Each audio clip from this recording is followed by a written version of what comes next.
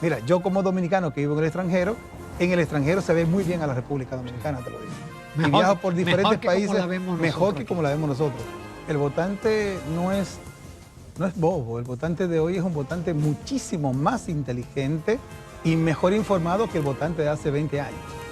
El votante de hoy es más crítico, pero también más volátil. Es un votante muchísimo cliente. Si el cliente se deja, se puede transformar. Los especialistas en marketing político, hoy podemos convertir al lobo en Caperucita y a Caperucita en el lobo. Está buena esa. Mientras él se mantenga en el paraguas de Leonel, es Leonel que va a brillar, no Omar. Y también que Leonel entienda de que llegó su momento. Ya, hombre, yo creo que después del resultado de esta última elección ya demostró que él sigue siendo un líder importante, pero que no es una opción presidencial. En Propuesta Semanal tenemos un invitado muy especial, porque no vamos a hablar de política partidaria. Es el licenciado Héctor Igonés Céspedes. Él es politólogo, pero su especialidad es el manejo de crisis e imagen pública. También es un consultor en comunicación política. No reside en la República Dominicana, reside en el Ecuador, ha manejado campañas políticas, es uno de los, vamos a decir, del top 10 en la región, con habilidades en esa nueva especialidad que es el manejo de crisis. Así es que con él vamos a aprender muchísimo en esta entrevista. Héctor, bienvenido y muchísimas gracias por haberme comunicado que estabas en el país, y dije yo, lo tengo que atrapar antes que me lo cojan a otro programa. Muchas gracias, Ramón, muchas gracias a la teleaudiencia de este importante medio de comunicación. A la orden en el tema que quieres tratar. Sí, vamos a comenzar lógicamente. Yo sé que tú estás, las redes y el internet permiten que tú estés en Ecuador, pero estás en República Dominicana, sí, y estás al tanto. Estamos viviendo un momento... Estamos intercomunicados gracias a la expectativa que nos dan los nuevos canales de comunicación como las redes sociales y otros como el Zoom, que nos permite estar en videoconferencia desde mi casa, estar con equipo en Perú, con equipo en México trabajando, participar en vivo en la mayoría de las reuniones que hacen los equipos de trabajo con los que participamos en Colombia, o en Argentina o en República Dominicana. La tecnología nos permite, gracias a Dios, ser multisectorial o ser multipresente. Ser multipresente, y eso ha facilitado mucho el trabajo del consultor político. Años atrás había que estar presente. Había que viajar constantemente. O a veces un día en un lugar, otro día en otro. Ya no, gracias a Dios. Esos tiempos ya... Pero por eso te hago la pregunta, porque yo sé que tú estás consciente de lo que está viviendo el país. Estamos inmersos en un debate constitucional, sí, pero ya se anunció una reforma laboral, una fiscal que todo el mundo está asustado, porque sabemos que la reforma fiscal al fin y al cabo es buscar dinero. Lo que hay que saber quién es el que va a pagar el dinero. Pero también reforma en la seguridad social, nosotros la clase media. Siempre. Entonces, ¿cómo tú sientes el gobierno que en medio de todo eso, tú ves el tema de los apagones, ves el tema de la criminalidad, una cantidad de problemas, los problemas cotidianos de siempre, de cuando tú te fuiste, que todavía siguen, pero entonces ahora inmerso en un ambicioso, yo diría, plan de reformas? República Dominicana está pasando por la misma crisis de primavera del resto de América Latina. Mira, todos los países latinoamericanos en los últimos 4 años han llevado por lo menos una reforma fiscal a gran escala o a mediana escala, buscando con esa reforma mejores recaudaciones tributarias que le permitan cumplir con propuestas, programas de gobierno, con crisis sociales, con levantamientos sociales en algunos países de América Latina, como el caso particularmente de Ecuador y Perú, donde la crisis social en este momento amenaza la estabilidad de la democracia en ambos países. Tanto Perú como Ecuador están viviendo un momento de tensión importante. Recuerden que Perú hoy es el país, políticamente hablando, más inestable de toda América Latina. Perú ha tenido los últimos 9 presidentes, todos han terminado destituidos o presos o en el exilio. Ninguno de los últimos 9 presidentes del Perú está en su casa descansando. Que es mucho decir. Es mucho decir. Un país donde sus 9 últimos presidentes están en el exilio, presos o destituidos, con los derechos políticos suspendidos, no es un buen augurio. Entonces, Perú es el país más inestable políticamente de la región. Por lo menos nosotros tenemos esa ventaja. Sin embargo, es uno de los 5 países con mayor estabilidad económica y con mayor inversión extranjera, pero el de mayor inestabilidad política. Pero qué interesante. Entonces, tú dices que nosotros estamos copiando más o menos lo mismo, es decir, intentos de reforma para recaudar dinero que después al fin y al cabo nunca alcanza. Hay dos vías para recaudar dinero en este momento, o la reforma tributaria o empréstitos internacionales. Préstamos, pedir plata prestado, como pero hacen eso es lo que la mayoría hemos de estado los países. haciendo y eso nos está llevando a una espiral. Un 58% ya del PIB corresponde a la deuda externa en este momento, según el último informe de la CEPAL. 58%, ¿no? Usted sabe mucho más que yo de economía, pero según el último informe de la CEPAL, y si 2003, se le agrega 58%. la deuda del Banco Central, pasa del 60%. Por supuesto, pero bueno, partamos del informe de la CEPAL. Sin embargo, al mismo tiempo que te dicen que la República Dominicana está con un 58% de cupo con relación de empréstitos internacionales con relación al PIB, también te dicen que es una de las economías más sanas de la región. Somos pagadores, por eso tenemos crédito. Sí. El que no tiene... Y la séptima economía de la región. La séptima economía de toda América Latina, no hablemos de la región como si fuera Caribe, Centroamérica, de toda América Latina. República Dominicana pasó de ser un país que no llamaba la atención hace 20 años atrás a una economía con un PIB de 107.000 millones de dólares. Tenemos un PIB más grande que Ecuador, que es el mayor que produce petróleo, que es el mayor exportador mundial de banano, mayor exportador mundial de camarones, segundo mayor exportador mundial de flores. Estamos hablando de un país que en varios rubros o es el mayor exportador o está entre los primeros exportadores, el mayor exportador de cacao, ¿cómo se llama? El cacao... Orgánico. No orgánico. El cacao premium es el mayor exportador mundial en este momento de cacao premium. O sea, estamos hablando de diferentes áreas donde el país es líder mundial. Sin embargo, República Dominicana tiene un PIB en este momento de 4.000 millones más que el Ecuador, que produce 500.000 barriles de petróleo al año. Increíble. 500.000 barriles de petróleo diarios, perdón. 500.000 barriles de petróleo diarios. ¿Y tú crees que eso es sostenible, el crecimiento de la República Dominicana? Ha sido sostenible desde la era de Balaguer. Desde la era de Balaguer, República Dominicana, y eso que antes crecía más.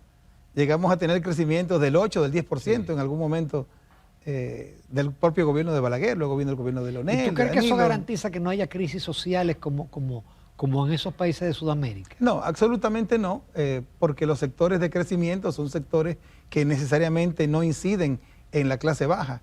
Por ejemplo, el turismo, la minería, a pesar de que generan ingresos importantes que el país... Mira, más que una reforma fiscal, yo creo que el país debe sincerizar el trato, sincerizar el negocio con los operadores turísticos. La mayor parte del dinero del turismo se queda fuera del país. No está en la República Dominicana. Entonces yo creo que si el país se aboca por esa línea de buscar mejores compensaciones del negocio del turismo, que es el gran negocio del país, podría obtener mucho más dinero que lo que le generaría una reforma fiscal en este momento. Y si es sostenible a largo plazo, va a depender mucho de la estabilidad política que el país mantenga, que la tiene, hoy la tiene, con un presidente estable, con un gobierno estable y sobre todo bien visto por la comunidad internacional. Mira, yo como dominicano que vivo en el extranjero se ve muy bien a la República Dominicana, te lo digo. Y viajo por diferentes países mejor que como la vemos nosotros. O sea, el extranjero valora más nuestra estabilidad económica y política y social, e inclusive de seguridad. Aquí hablamos de que hay crisis de seguridad. Hombre, nada que ver con lo que está pasando en Ecuador. En Ecuador sí hay crisis de seguridad. Tenemos 220 bandas criminales, grupos criminales que han copado en este momento prácticamente todas las áreas. Municipios, gobiernos, compras públicas, salud, educación, asaltos en carreteras, narcotráfico, sicariato. En los últimos 7 días ha habido 66 muertos por sicariato en Ecuador. Hombre, eso no lo tenemos en... No. ¿Cuántos muertos por sicariato hemos tenido en la última semana en República Dominicana? Aquí por accidente. Por accidente de tránsito. O sea, y que atracaron a un fulano y mataron al perpetrador, como creo que ocurrió recientemente. Sí.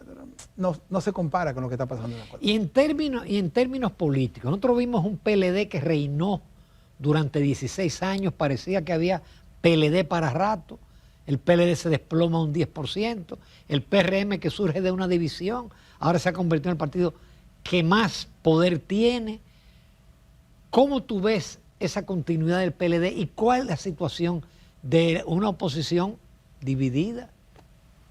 El votante no es bobo, el votante de hoy es un votante muchísimo más inteligente y mejor informado que el votante de hace 20 años. El votante de hoy es más crítico, pero también más volátil. Es un votante muchísimo menos creíble. Confiar en el voto duro, Exacto, es muy complicado el día de hoy porque es un votante altamente volátil, cambiante. El votante de hoy no se ciñe a temas partidarios, no es un votante de corazón, no es un votante que se ciña a la práctica partidaria. Hoy, aunque sea miembro de un partido, si simplemente no le gustó alguna actitud del partido, del candidato, vota por otro candidato, no le importa. Antes no, años atrás era un tema de sangre. Yo soy PRDista y mis hijos son PRDistas, mi familia era balaguerista, reformista, hombre. Yo me crié en el balaguerismo y en mi casa no se podía hablar de otra cosa que no fuera de Balaguer. Eso lo recuerdo perfectamente. ¿Y tú no fuiste balaguerista? Y yo fui balaguerista, ¿Ah, sí? por supuesto, yo fui balaguerista en mis inicios. Y de hecho, tuve el honor de compartir con el presidente Balaguer sus últimos 5 años. Tuve el honor de compartir muchas experiencias, muchas anécdotas, muchas conversaciones. Se aprende con el presidente. se aprendía. No, yo creo que las mejores enseñanzas que he tenido en mi vida las tuve con el presidente Balaguer. Pero eso que tú dices uno lo vio aquí en la capital, es decir, el presidente gana de calle, la alcaldesa gana de calle, pero ellos pierden la senaduría. Confianza, te voy a decir. Es un tema de generar confianza. Yo creo que Omar Fernández generó confianza, generó empatía. Empatía que no generó el candidato oficialista. Guillermo Moreno, que es un hombre muy preparado, un hombre brillante quizás dentro de su ejercicio, hombre, como decimos en la comunicación política, es un tiburón.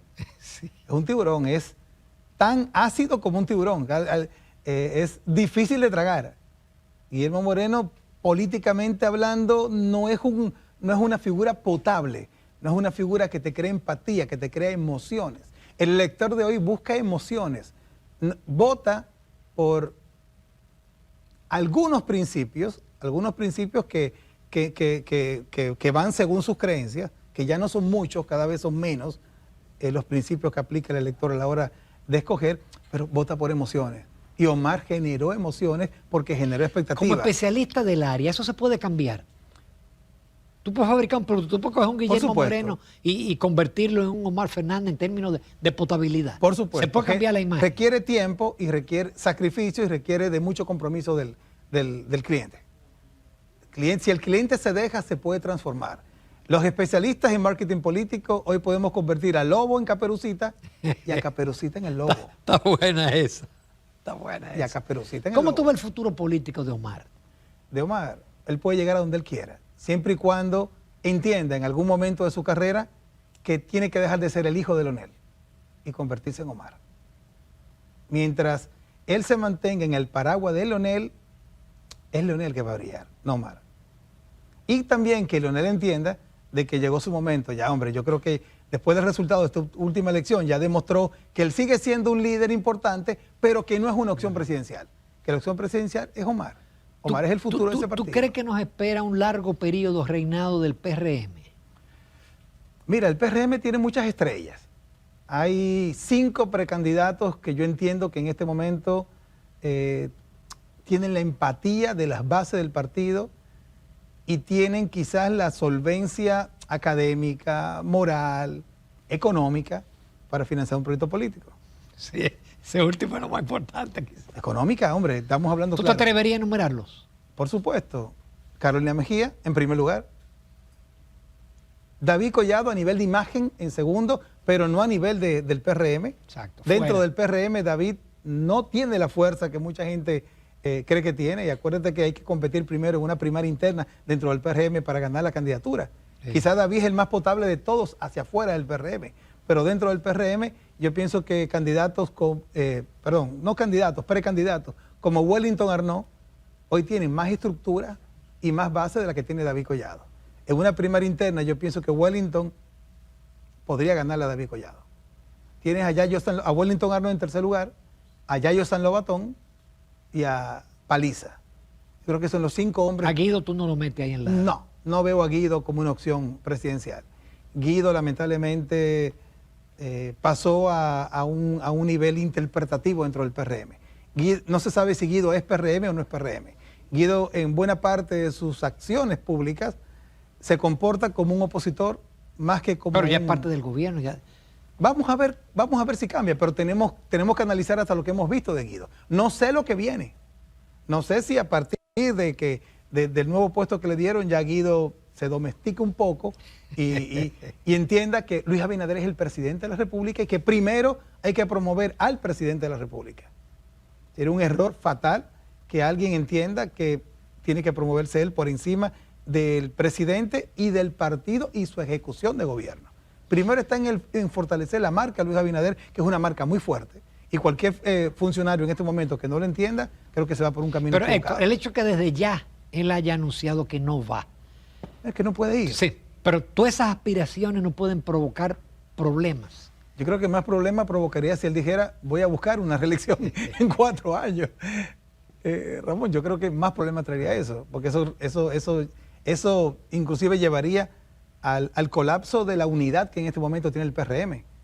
Pero la gente en el PRM lo apoya al presidente, por supuesto que sí, y han estado dispuestos a esperar los 8 años, pero no creo que estén dispuestos a esperar los 12 o 16. Hipólito es una fuerza influyente todavía en el PRM. Sí, Hipólito sigue siendo una fuerza influyente, Hipólito genera empatía, genera sentimientos, es el principal activo de Carolina Mejía. Si Hipólito, que esperamos que no, que siga con vida y con mucha salud, no está presente en el último año, por lo menos del proceso interno del PRM, Carolina pierde la mitad de la fuerza política dentro del partido. Qué interesante.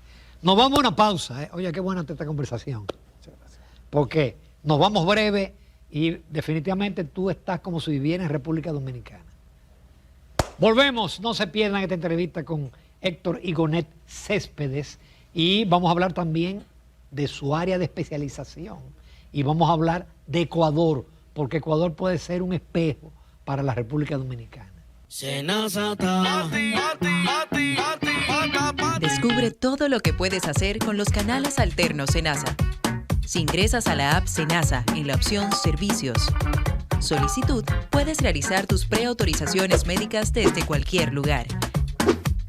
Y si necesitas verificar el estatus de tu solicitud, también lo puedes hacer desde casa, ya sea en la oficina virtual www.arssenasa.gov.do o desde la app. Senasa. Continuamos con el licenciado Héctor Igonet Céspedes, politólogo, pero es un especialista en temas de crisis y de imágenes políticas. Vimos cómo en el segmento anterior, aunque él vive en Ecuador, vive en Sudamérica, está enterado más que yo y que todos ustedes de la realidad dominicana. Pero yo quería primero pasar a Ecuador, porque uno sabe que todos nuestros países tienen problemas comunes, semejantes, pero cuando tú hablas de que hay bandas, ya uno piensa ya que definitivamente donde hay bandas, carteles entonces, y bandas. Tenemos un narcotráfico muy fuerte que uno, cuando habla de narcotráfico, uno piensa en Colombia y piensa en Bolivia. Ecuador hoy tiene más mercenarios en el narcotráfico que Colombia. Entonces, ¿qué está pasando? Solo superado por México. Solamente México supera Ecuador en cuanto a la cantidad de paramilitares y mercenarios al servicio del narcotráfico. Se calcula que en Ecuador alrededor de 35.000 hombres armados, más unos 1.500 policías y 3.000 militares activos, conforman la fuerza armada de las bandas criminales. Pero Ecuador no es productor de coca. No, Ecuador no es productor de coca. Aunque se está armando la base de la coca se produce en Perú y en Bolivia. ¿Okay? Se almacena y en parte de Colombia también, perdón, en parte importante de Colombia. Colombia es el mayor productor de cocaína del mundo, pero en Ecuador últimamente se han empezado a descubrir laboratorios también de drogas. Se han cerrado 5 laboratorios que se han encontrado, no sabemos cuánto hay. Solamente entre el año pasado, 2023 y 2024, se han cerrado 32 pistas de aterrizajes y despegues de avionetas con relación al narcotráfico. Es decir, que hay un compromiso de las autoridades para enfrentarlo. Hay buena parte de las autoridades que son cómplices, sí, y hay otras que los están enfrentando. Creo que me parece sincero el proceso que lleva a cabo el presidente Daniel Noboa. Recordemos que Daniel Noboa llega al poder en una elección extraordinaria, sí, producto de la renuncia del presidente Guillermo Lasso, y dentro del proceso electoral el asesinato del candidato presidencial Fernando Villavicencio, el hombre que llevaba la voz líder en el país en contra del crimen organizado y de la corrupción. Fernando era un peligro real para las bandas del crimen organizado y el narcotráfico y la corrupción, sobre todo los grupos cercanos al expresidente Rafael Correa. Fernando fue el principal acusador de esos... Correa sigue teniendo peso específico, influencia. Por supuesto. El partido de Correa, la Revolución Ciudadana, RC5, sigue siendo el partido de mayor votación, pero cada vez menos.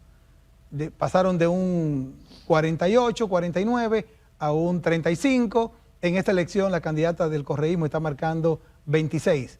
Cada vez es menos la influencia. ¿Por qué? Porque Correa sigue en Bélgica y no va a poder volver al Ecuador. Definitivamente Correa tiene 2 sentencias ejecutoriadas ya por corrupción. 2 ya ejecutoriadas.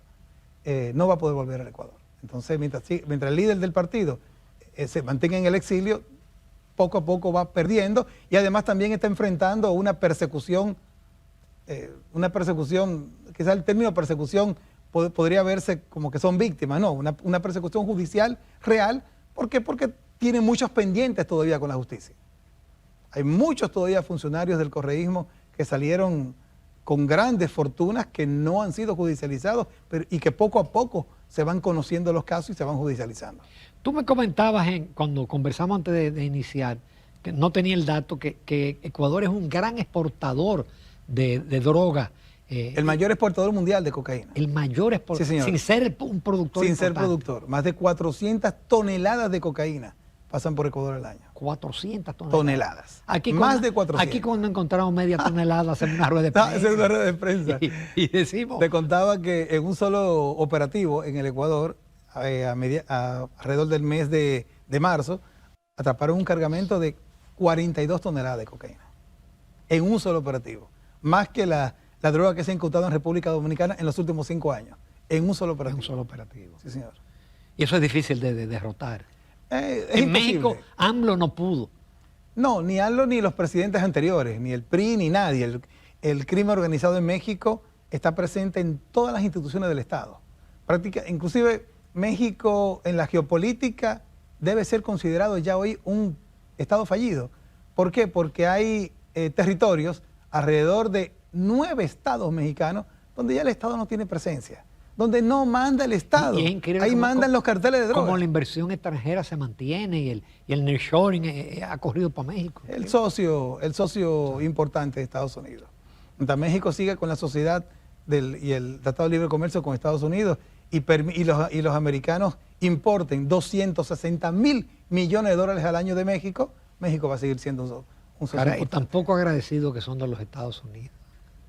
Mira, no sé si es poco agradecido. Yo creo que es una retórica, más que nada una retórica política. Es más un parlamento político como para justificar lo que hacen, como para justificar la migración. Digo, bueno, reducimos la migración, como se dijo en un momento en Brasil. Redujimos la migración porque, hicimos una reducción de la pobreza porque ya los pobres no viven con 75 dólares diarios, ahora viven con 1.50. Ya no comen un huevo. La famosa pobreza monetaria. Comen 2. Entonces, sí, la famosa disminución de la pobreza de Lula, que fue toda una fantasía. Esos pobres seguían viviendo en el mismo lugar, seguían con la misma pobreza. Lo único es que ya no tenían $1.50, sino $2.25 o $2.50 diarios. Digamos que tenían... Que no marca la diferencia. Que no marca la diferencia. Un huevo más. Exacto. Un huevo más en la casa. Héctor, y ya en términos de tu carrera, porque uno conoce el que es asesor político, el que es especialista, entonces, la parte tuya que ya es manejo de crisis y de imagen política. ¿Cómo opera eso? ¿Cómo funciona eso? ¿Cómo se instrumenta eso? Mira, en algún momento, todas las instituciones importantes del Estado y la mayoría de los funcionarios públicos entran en una crisis comunicacional, o por acción o por omisión. Los especialistas en manejo de crisis, lo que hacemos es tomar la crisis, preparar una estrategia, preparar un banco de preguntas y respuestas, tener un equipo consolidado dentro de la institución o dentro del equipo del funcionario o del candidato, en todo caso, que den respuesta a las diferentes líneas comunicacionales que se creen en torno a una crisis determinada. Mira, el manejo de crisis de imagen pública es, digamos que es una presciencia dentro del marketing político, porque está dentro del marketing político, es una especialidad, pero más que una especialidad hoy, muchos dicen ya que es una ciencia. Es ciencia hacer crisis. ¿Por qué? Porque podemos crear una crisis para favorecer a nuestro candidato o podemos manejar una crisis que desborde comunicacionalmente la imagen del candidato. Todo hombre público que ha logrado algo en algún momento tiene una crisis de imagen. ¿Por qué? Porque para tú subir alguien tiene que bajar. No hay manera de que dos cuerpos colisionen en una misma altura, en un mismo nivel o en una misma posición. Para que uno suba, otro tiene que bajar. No hay manera que los dos colisionen en el éxito. En el éxito está uno siempre arriba de otro y muchas veces muy arriba del otro. Entonces, aquel que llega a una posición de poder, una posición de manejo de gente, una posición de prestigio mediático, siempre en un momento determinado va a tener una crisis de imagen pública. Muchas veces... ¿Tú dirías que todo el que detenta algún tipo de poder debe tener un equipo de manejo de crisis de manera permanente? Mira, si no un equipo, por lo menos debe tener un plan de crisis. Porque no siempre tiene los recursos. Pero ese plan de crisis se lo diseñan especialistas. Ese plan de crisis se lo diseñamos y el plan de crisis está ahí. Y a la hora que se presenta una crisis de imagen, una crisis de contenido, ya el equipo del candidato sabe cómo tiene que actuar, sabe cómo tiene que responder. El manejo de crisis como tal es una ciencia relativamente nueva. Antes, publicistas o relacionadores públicos manejaban las crisis. Hoy en día, no, hoy en día es una especialidad ya del marketing político. Yo me especialicé en manejo de crisis. Yo soy neuropsicólogo, yo tengo una maestría en neuropsicología. Y como neuropsicólogo me especialicé en manejo de crisis y en manejo de contenido para pagar la crisis. Interesante. O sea, alrededor ya de 12 años de experiencia directa. Y trabajando en diferentes países. Y trabajando en diferentes ¿Tú has trabajado en República Dominicana? Sí, hemos tenido algunos proyectos en República Dominicana. Proyectos confidenciales, no, obviamente, por el tipo de proyecto, por el tipo de cliente. Nadie quiere, ninguna institución, ningún funcionario quiere que se sepa que tuvo una crisis y que la manejó un consultor externo, la crisis, sino que todos quieren, no, y debe ser muy quieren que se diga que la manejó él. En tu área debe ser muy apreciada la confidencialidad. Por supuesto, es totalmente apreciada, es necesaria, es clave y es, digamos, uno de los principales puntos de nuestra presentación. La absoluta confidencialidad en el manejo de la información es religioso en esta profesión. Héctor, finalmente ya, hay un tema que para muchos constituye el principal problema de la República Dominicana, el tema de Haití. La inmigración permanente, continua, que ya vemos problemas en las escuelas que no dan abasto por los estudiantes haitianos, tenemos la carga que significa las parturientas. ¿Cómo tú ves esa situación? Mira, hoy América Latina es un continente de migrantes. Hoy es muy normal la migración. En Colombia hay 2 millones de venezolanos y la verdad es que yo no leo mucho a los colombianos quejándose de que los venezolanos le están quitando el trabajo o pero están ocupando... Colombia es tan grande que puede soportar 6 millones. No te creas. Colombia es uno de los países o quizás el país de América Latina con mayor diferencia social. Sí. Colombia es el país más estratificado socialmente de América Latina. Es una sociedad muy compleja y quizás después de México, la sociedad más estratificada y socialmente más dividida en clases de toda América Latina. No es tan sencillo el tema colombiano. En Ecuador tenemos alrededor de 500.000 venezolanos que se han integrado muy bien a la sociedad. El tema haitiano. Es que el venezolano se integra, pero el haitiano mantiene sus costumbres, mantiene su identidad, no se integra a la sociedad. Se integra dentro de su propio concepto de sociedad. Se integra porque aporta a la economía. Buena parte de esos migrantes haitianos están trabajando en la construcción, en la recolección de caña, de azúcar, de la agricultura. No, en todo, hasta en turismo. En turismo, en el sector turismo, en los guardias de los edificios, la mayoría son haitianos, los parqueadores, los que cuidan los parqueos son haitianos también. O sea, buena parte de esa población flotante está trabajando en trabajos que la mayoría de los dominicanos no quieren hacer. Hay una realidad. República Dominicana ha tenido un crecimiento importante a pesar de Haití. O sea, es uno de los grandes placeres cuando hablamos del crecimiento dominicano, es que a pesar de tener un vecino tan malo, no ha afectado ni la democracia dominicana, porque no podemos decir que la migración haitiana hoy afecta a la democracia. Yo creo que sería un término muy grande y hay muchos políticos que están abusando de la terminología. Hay muchos políticos que, digamos, para atraer miradas hacia ellos, para atraer cierta atención, constantemente abusan de la influencia psicológica que el tema migración haitiana ejerce en la opinión pública y en la población. Mira, la migración haitiana es una realidad y seguirá siendo una realidad. Es algo que lamentablemente no vamos a poder cambiar. Exacto, no corremos riesgo que en algún momento la mayoría de la población en este lado de la isla sea de origen haitiana. Es un riesgo que por lo menos la zona noroeste y buena parte de la frontera pase en un futuro como en algunos estados fronterizos entre México y Estados Unidos, buena parte del peso poblacional es mexicano, como en la ciudad de Nueva York, la población de migrantes con mayor peso en votación, hoy somos dominicanos. ¿Sabes cuántos votos ponemos los dominicanos en la ciudad de Nueva York? El día de hoy, actualizada, 796,000 votos. Prácticamente no se elige hoy un alcalde de Nueva York sin el voto dominicano. Entonces, somos migrantes, hombre. Somos migrantes. Entonces, ¿está bien la migración dominicana a los Estados Unidos donde hay 2 millones de dominicanos? Sí, por supuesto que está bien. Pero entonces está mal la migración haitiana. Mira, el tema haitiano es un tema que hay que verlo desde el punto de vista social. Esa gente, ¿para dónde cogen? No lo quieren en ninguna parte. Al migrante haitiano no lo quiere América Latina. Sin embargo, hoy en día en Ecuador ya tenemos 50.000 haitianos aproximadamente, migrantes haitianos viviendo en Ecuador, trabajando en la agricultura, integrados a la economía productiva. Esa gente no está en la calle pidiendo, esa gente está trabajando en el campo. Se han integrado perfectamente a la economía. Entonces, el tema migratorio es un tema que tenemos que ver con mucho cuidado. Es un tema humano. Es un tema, no solo es un tema político. Yo no creo que los haitianos, hoy en día no podemos decir que los haitianos sean culpables de la mala calidad de la educación en República Dominicana. De que tenemos el penúltimo